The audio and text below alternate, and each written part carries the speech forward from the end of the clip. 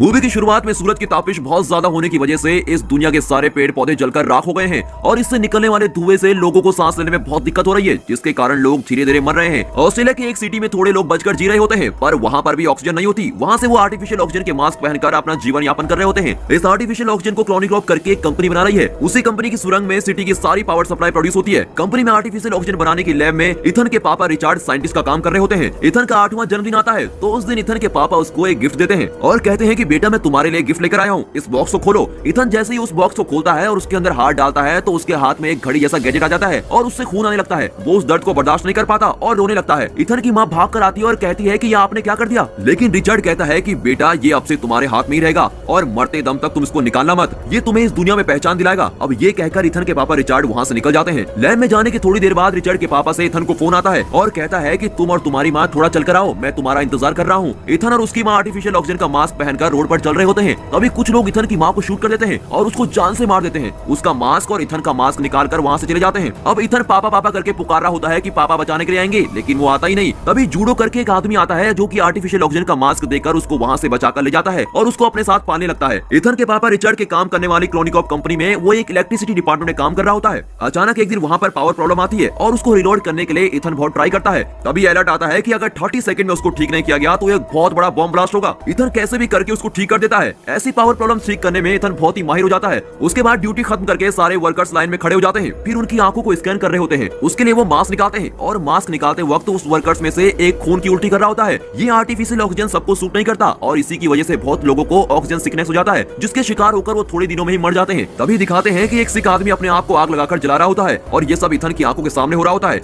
वहाँ से कट करके मूवी का टाइटल 2067 डाल के मूवी शुरू होती है। हमारा हीरो इथन शिफ्ट खत्म करके अपने घर जाता है। टीवी में उसके सामने न्यूज चल रही होती है। उसमें ऑक्सीजन सिकनेस की वजह से सिटी में बहुत से लोग थोड़े थोड़े करके मर रहे होते हैं। यहाँ कॉर्निकॉर्प कंपनी ऑक्सीजन सिकनेस के लिए सोल्यूशन की खोज करने की ट्राई कर रही होती है और जैसे इथन के पापा का नाम टीवी पर आता है वो गुस्सा होकर टीवी बंद कर देता है। तभी उसकी वाइफ वर्क खत्म करके घर आ जाती है और दोनों जॉली से बात कर रहे होते हैं। तभी दिखाते हैं कि अचानक उसकी वाइफ भी खून की उल्टी करती है। उसको भी वही ऑक्सीजन वाली बीमारी हो जाती है। काम करते करते वो भी टेंशन में आ जाता है और सोचता है कि मेरी वाइफ भी कुछ दिनों में मर जाएगी। उसी वक्त थोड़े ऑफिसर्स इथन को ग्राउंड फ्लोर पे बुलाने के लिए आते हैं और उसको जबरदस्ती बुलाते हैं। ये देखकर इथन डर जाता है। तभी वहाँ पर जूड आता है। जूड कहता है कि चलो चलते हैं, देखते हैं कि क्या करते हैं। वहाँ कॉर्निक्रॉप कंपनी की सीईओ रिजिना को मीट करते हैं। रिजिना कहती है कि हमारी सिटी की हालत दिन ब दिन खराब होती जा रही है, लोग धीरे धीरे करके खत्म हो रहे हैं। वो कहता है कि वो सब तो ठीक है, पर मुझे यहाँ पर क्यों बुलाया है और मैं कर भी क्या सकता हूँ। तब रेजिना कहती है कि तुम ही हम सबको बचा सकते हो। इथन को कुछ भी समझ नहीं आता कि ये ऐसा क्यों बोल रही है। रेजिना इथन को और उसके दोस्त जूड को लैब में लेके जाती है। वहाँ पर साइंटिस्ट बिली इथन को वेलकम करता है। उस लैब में एक टाइम मशीन होती है। वो इथन को दिखाकर कहता है कि इसको तुम्हारे पापा रिचर्ड ने खोज निकाला था। इसमें से एक मैसेज हमने फ्यूचर को यानी कि 2467 में भेजकर चेक करके देखा और वहाँ से भी एक मैसेज वापस आया और वो क्या मैसेज है तुम खुद ही देख लो। रेजिना इथन को वो मैसेज दिखाती है।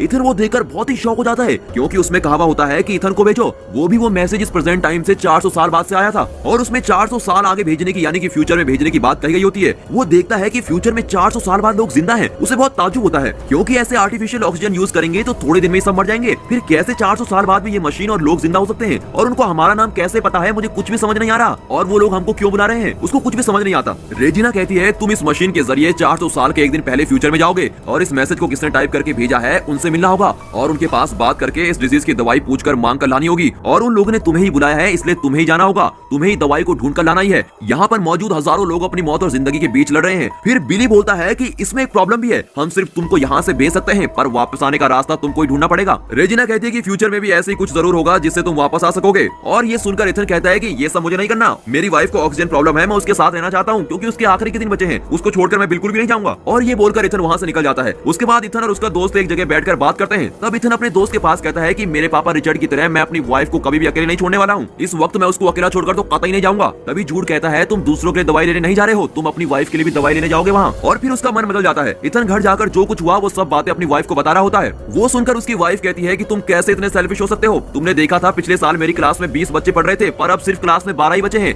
ऐसे ऑक्सीजन की कमी से मरने से बेहतर है तुम वहाँ जाकर दवाई लेकर आ जाओ, तभी सब खुश रह पाएंगे। ये सब तुम करोगे तो मुझे बहुत गर्व होगा, तुम जरूर मेरे लिए दवाई लेकर वापस आओगे, मुझे तुम पर बहुत भरोसा है और तुमको जाना ही होगा। उसके बाद इथन रात को जब उसकी वाइफ सो रही होती है तो वहाँ पर एक फूल रख देता है, बट वो फूल असली का नहीं होता, वो कुछ लोहे की पंखुड़ियों से बना हुआ होता है। उसमें उसने लिखा हुआ होता है आई विल बी बैक और ये लिखकर वहाँ से निकल जाता है। अब आपको तो पता ही होगा कि ये लोहे का फूल क्यों है, क्योंकि वहाँ पर पेड़ पौधे तो है नहीं, तो असली का फूल कहाँ से आएगा। लेकिन जब वो जा रहा होता है तो उसकी वाइफ सोई नहीं होती, वो सिर्फ सोने देखने की एक्टिंग कर रही होती है और वो इथन को पता नहीं चलने देती कि वो उसको देख रही है। अब इथन कॉर्निक्रॉप कंपनी के लैब में पहुंच जाता है। वहाँ रेजिना उसका वेट कर रही होती है। इथन उसके पास कहता है कि उस दवाई का एक ड्रॉप भी मिलेगा तो मैं उसको पहले अपनी वाइफ को ही दूंगा, अगर तुम ये बात मानती हो मैं तभी वहाँ जाऊंगा। ठीक है करके रेजिना भी एक्सेप्ट कर देती है। अब वो टाइम ट्रेवल का सूट पहनकर उस मशीन में रेडी होकर बैठता है। तभी साइंटिस्ट बिली इथन को एक छोटा सा गैजेट देता है और कहता है कि ये आयरन मैन पिक्चर में आने वाला जार्विस की तरह एडवांस रोबोट है। ये तुम्हारी एक एक मूवमेंट को रिकॉर्ड करेगा और तुम्हें सारी चीजें बताएगा। जूड भी उसको बाय करके भेज देता है। अब मशीन ऑन हो जाती है, उसमें काउंटडाउन शुरू होता है और 0 के आते ही इथन के बदन पर बहुत सारे रेडियंस पास होते हैं और बहुत ही स्पीड से टाइम ट्रेवल करके फ्यूचर में जाकर वहाँ एक जंगल में लैंड होता है। लैंड होते वक्त बेहोश होकर गिर जाता है। आंखें खोलकर देखता है तो उसका सूट जल रहा होता है। उसको गौर करता है, वो उठकर उसको बुझाने की कोशिश करता है पर वो आग और जल रही होती है तो वो सूट को निकालकर फेंक देता है। अब वो सूट उसकी आंखों के सामने जलकर विस्फोट हो जाता है। तभी वो एक चीज पर गौर करता है, उसके चारों तरफ सारे हरे भरे पेड़ हैं। ये देखकर वो बहुत ही खुश हो जाता है और ताज्जुब भी होता है क्योंकि पहली बार उसने इतने सारे पेड़ पौधे, इतनी नेचुरल ऑक्सीजन देखी होती है और उसका खुशी का ठिकाना नहीं रहता।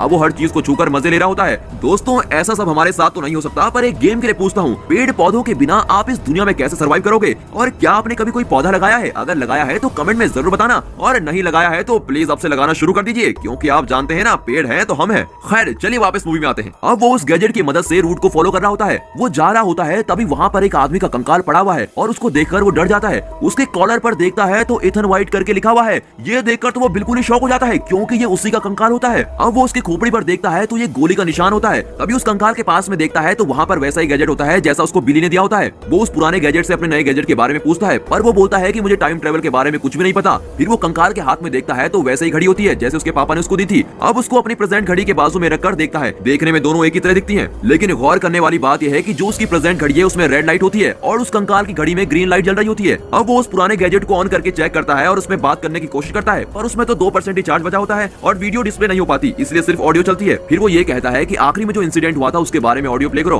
उस ऑडियो में थोड़े डायलॉग्स के बाद कोई इसको गन से शूट करने की आवाज सुनकर बहुत डर जाता है। ऑडियो के प्ले होने के दूसरे सेकंड में उस गैजेट में चार्ज खत्म हो जाता है। फिर वो सोचता है कि जैसी आवाज इसमें सुनाई दे रही है वैसी मैंने कहीं तो सुनी है, कहीं तो जरूर सुनी है। अब उसे ऐसा एहसास होता है जैसे इस दुनिया में अभी कोई जिंदा ही नहीं है। थोड़ा थोड़ा अंधेरा होने के बाद वो प्रेजेंट वाले गैजेट की मदद के साथ आग जलाकर उसके बाजू में बैठ जाता है। फिर वो कुछ फल वगैरह ढूंढ कर खाता है। उसके खाने के थोड़ी देर बाद जोर से बिजली चमकती है और बारिश शुरू हो जाती है। तभी देखते हैं कि दूर से कुछ रोशनी नजदीक आ रही है। उसके बाद एक आदमी उसके नजदीक आ रहा होता है। उसको देखकर ये सोचता है कि कहीं ये वही आदमी तो नहीं जिसने मुझे मारा था, और वो डरकर भागने की कोशिश करता है पर वो बेहोश होकर गिर जाता है क्योंकि उस फल में जहर होता है। आया वो आदमी उसके हार्ट पे एक इंजेक्शन लगाता है। थोड़ी देर बाद आंख खुलने पर उस आदमी के नजदीक आने पर ही पता चलता है कि वो उसका दोस्त जूड है। तब जूड कहता है कि तुमने वो जहरीला फल खाया इसलिए मैं तुमको बचाने के लिए यहाँ आ गया हूँ। तुम अपनी जान के लिए लड़ रहे थे जिसको हमने गैजेट के जरिए देख लिया था। तुम्हें बचाने और तुम्हारा साथ देने के लिए मैं भी आ गया हूँ। दूसरे दिन सुबह हो जाती है। फिर इथन जूड को भी वही कंकाल दिखाता है जो उसने देखा था और ये देखकर जूड भी बहुत आश्चर्यचकित हो जाता है। उसके बाद दोनों जल्दी जल्दी दवाई ढूंढने की कोशिश कर रहे होते हैं और कहते हैं कि हमें जल्दी वापस भी जाना है। फिर वो अपने गैजेट से हेल्प मांगते हैं। वो उसको नया रूट दिखाता है। उसको फॉलो करते जाते वक्त वहाँ पर एक दरवाजा दिखता है। सिर्फ इथन उस दरवाजे के पास जाकर खड़ा हो जाता है। जूड एक पेड़ के पीछे छुपकर बैठ जाता है। तभी उस डोर से एक इंस्ट्रूमेंट निकलकर बाहर आता है और इथन की आंखों को स्कैन कर रहा होता है और दूसरे ही सेकंड वो डोर खुल जाता है। दोनों अंदर जाते हैं। अंदर बहुत ही अंधेरा है और थोड़ी दूर चलने के बाद एक सिस्टम को देखते हैं। उसमें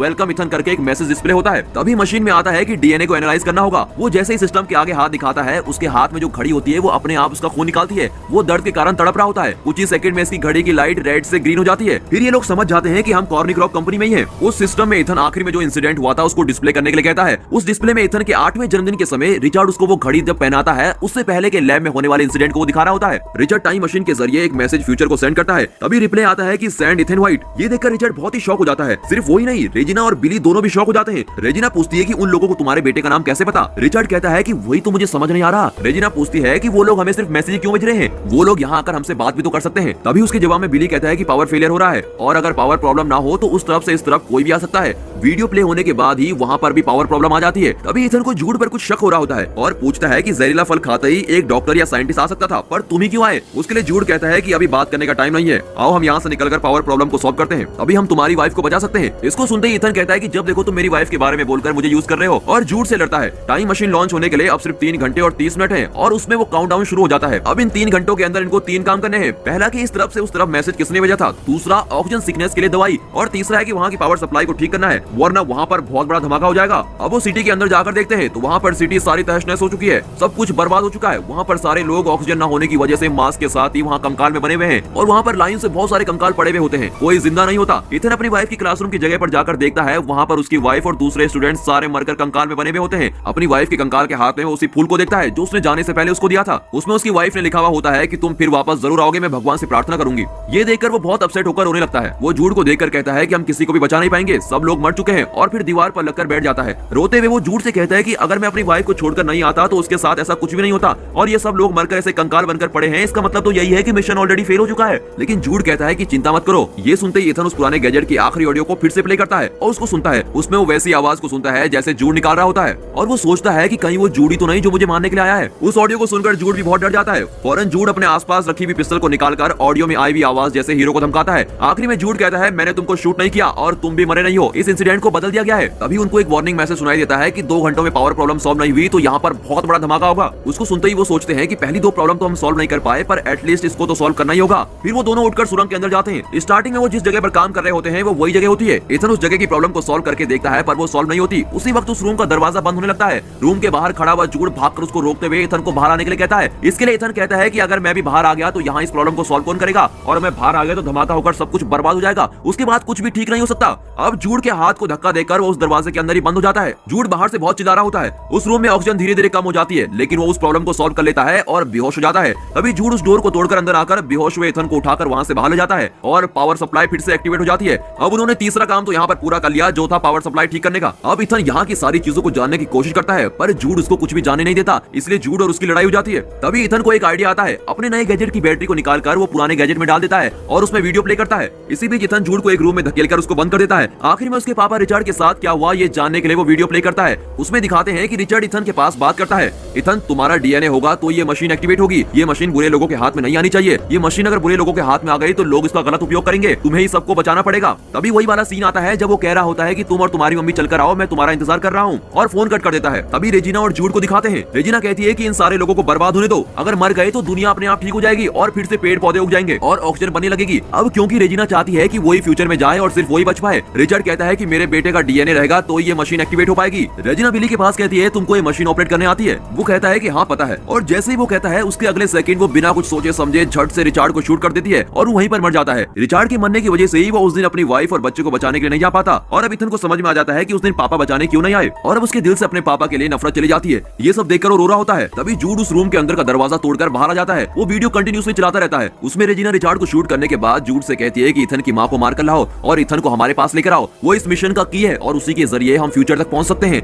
ये सब देखने के बाद इथन गुस्सा होकर कहता है कि तुमने भी मुझे यूज किया है, और जूड को देखकर चिल्लाता है, पर वो जूड कहता है कि इसमें मेरी कोई गलती नहीं है, मुझे भी तुम्हारे जैसे यूज किया गया है। अब वो जूड अपने आप को सच साबित करने के लिए खुद पर गोली चला देता है और वहीं पर इथन के सामने मर जाता है। अब रेजिना ने इथन को फ्यूचर में इसलिए भेजा ताकि उसके डीएनए से वो मशीन एक्टिवेट हो पाए, और वही उसका मेन मोटिव था उसको वहां भेजने का। अब इथन ये सोच रहा होता है कि उन्हें यहाँ आने से कैसा रोका जाए। तभी अचानक उसके पापा रिचर्ड का भेजा हुआ फर्स्ट मैसेज आता है जिसमें लिखा हुआ होता है कि ये मशीन बुरे लोगों के हाथ में नहीं आनी चाहिए। कट करके पास्ट में रेजिना उसके जाने वाले थोड़े लोगों के साथ टाइम ट्रेवल करने के लिए बिल्कुल तैयार है और इसका इंतजार कर रही होती है और सोच रही होती है कि थोड़े सेकंड में इथन को मारकर जूड यहाँ पर आ जाएगा और जैसे ही वो आएगा हम उसको भी मार देंगे और यहाँ से फिर हम फ्यूचर में चले जाएंगे। थोड़ी देर में मशीन में काउंटडाउन शुरू होता है और जैसे ही 0 आता है वो सब खुश हो जाते हैं और सोचते हैं कि जैसे ही वो आएगा खट से शूट कर देंगे, लेकिन वो सब ये देखकर शॉक हो जाते हैं क्योंकि उस मशीन में बहुत सारे पेड़ पौधे आ रहे होते हैं और उसी के साथ वो मशीन शट डाउन हो जाती है। कट करके दिखाते हैं कि इथन ने मशीन को बंद कर दिया है और उसको देखकर रेजिना चीखकर बहुत जोर से चिल्लाती है। उन पेड़ पौधों के साथ रेजिना के रिचर्ड को भी शूट करने वाली वीडियो भी है और उसी के साथ उसने अपनी वाइफ के लिए गिफ्ट भी भेजा है। तभी एक एनोनिमस रेडिएशन के जरिए इन्फॉर्मेशन मिलने की वजह से पुलिस कॉनी क्रॉप में छाप मारती है। सारे पेड़ पौधों को लेकर रेजिना को भी गिरफ्तार कर लिया जाता है। इन पेड़ पौधों के साथ वो लोग नए पेड़ पौधे उगा रहे होते हैं और यहाँ पर दूसरा काम खत्म होता है और सभी लोग सोच रहे होते हैं कि भगवान ने उनके लिए पेड़ पौधे भेज दिए हैं।